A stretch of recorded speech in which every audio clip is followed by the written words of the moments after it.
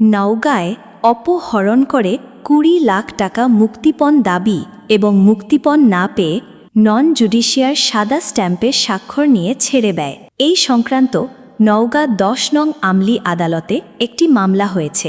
নওগাঁ থেকে সুবীর দাসের প্রতিবেদনে দেখুন বিস্তারিত। বৃহস্পতিবার ২০ অগাস্ট দুপুরে নওগাঁ জেলা রিপোর্টার্স ইউনিটির কার্যালয়ে সংবাদ সম্মেলন করেছেন ভুক্তভোগী হাসানুজ্জামান। এ সময় উপস্থিত ছিলেন হাসানুজ্জামানের স্ত্রী জুথি খানম ও ২ কন্যা। সংবাদ সম্মেলনে লিখিত বক্তব্যে বলেন, আসসালামু আলাইকুম রহমতুল্লাহ। প্রিয় সাংবাদিক ভাইরা, আমি মোহাম্মদ হাসানুজ্জামান, পিতা মোহাম্মদ মোফাজ্জল হোসেন, সাং সাতারদিঘি, পোস্ট আবাদপুকুর, থানা রানীনগর, জেলা নওগাঁ। আমি গত ১১/৮/২০২৬ তারিখে ব্যক্তিগত কাজে নওগাঁ আদালতে যাই। আদালতের কার্যক্রম সেরে দুপুর ৩টার সময় বাড়ি আসার উদ্দেশ্যে জেলা প্রশাসকের কার্যালয়ের সামনে পৌঁছালে পূর্বে থেকে ওঁত পেতে থাকা আসামি ১ নম্বর মমিনুল ইসলাম জোহা, পিতা কাউসার আলী, সাং পাসিপুর, থানা আত্রাই, জেলা নওগাঁ।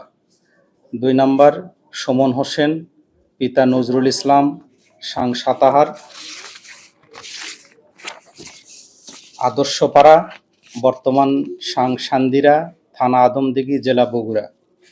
৩ নম্বর মোসাম্মাত আরজু, জজে সুমন হোসেন, সাং সান্তাহার, থানা আদমদিঘি, জেলা বগুড়া সহ আরও ১০ হইতে ১২ জন আমাকে জোরপূর্বক অপহরণ করে অজ্ঞাত স্থানে নিয়ে যায় এবং সেখানে আটকে রাখে।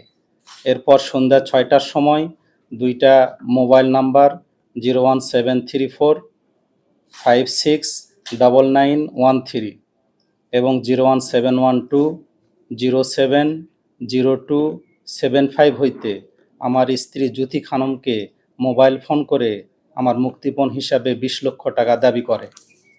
টাকা না দিলে বা ঘটনাটি পুলিশকে জানাইলে আমাকে হত্যা করে লাশ গুম করার হুমকি দেয়। আটকের সময় আমাকে মারধর ও ভয়ভীতি দেখায়।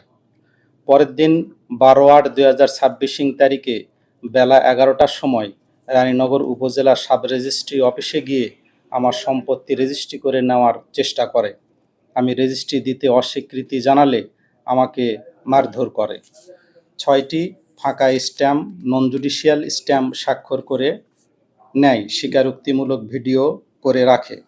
অপহরণ বিষয়ে আমার স্ত্রী জুথি খানম নওগাঁ সদর থানায় একটি সাধারণ ডায়েরি দায়ের করেন।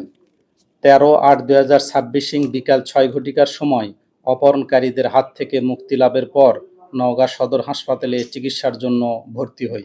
কিন্তু অপহরণকারীরা হাসপাতালে এসে হুমকি ধামকি দিলে সেখান থেকে পালিয়ে রক্ষা পাই। এ ঘটনায় নওগাঁ ১০ নং আমলি আদালতে একটি মামলা দায়ের করেছি, যার নং সিআর মামলা নাম্বার ২৭৯/২০২০